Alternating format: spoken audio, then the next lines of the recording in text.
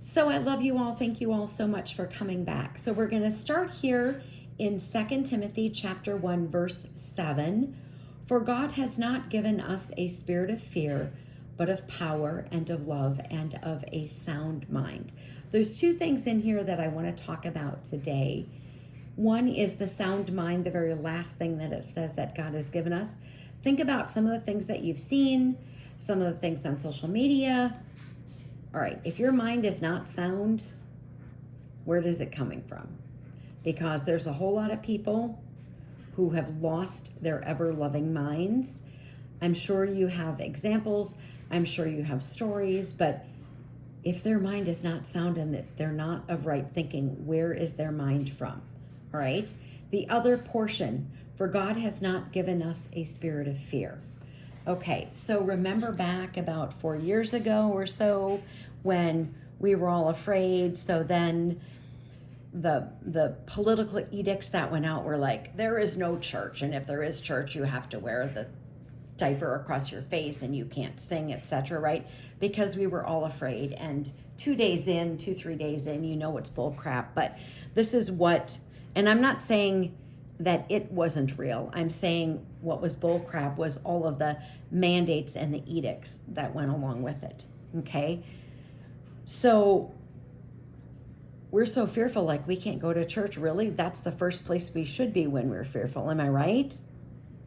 But the politician said, I don't really care what the politician said, because if the politician was in the Word of God, they would know that God has not given us a spirit of fear. I'm not saying there aren't people that should be wary, that are immunocompromised. I'm not saying any of that. But for something that was over 99% survivable, the politician said, or a community worker or a community health person who was appointed by some other political person in the community said, I can't go to church and I can't see my grandma and I can't see my grandkids, right? And they made everybody be afraid. But what does God say? I have not given you a spirit of fear. That's what God says in his word. If this doesn't make you think, what did Benjamin Franklin say? He said, those who would give up essential liberty to purchase a temporary safety deserve neither liberty nor safety. So you gave away your temporary safety out of fear, which doesn't come from God, and gave up your liberties. And any church, the church that I was going to at the time, you couldn't sing, you had to sit 6 feet apart. I understand, like, for the first few days when we don't even have any idea what's going on, but God has not given us a spirit of fear, and I will not be afraid.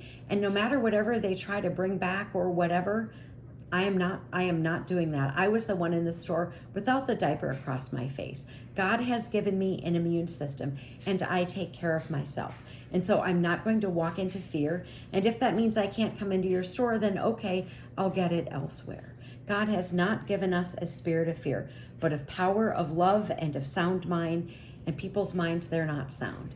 And who knows what kind of fearful things they're going to try to throw at us again. But that's not what God gave us. God has not given us a spirit of fear. And if your mind isn't sound, and Lordy, there's a whole lot of that, then I don't know where your mind is from, but it isn't from God. Armor up, we ride at dawn. May God bless you as always. Have a great day.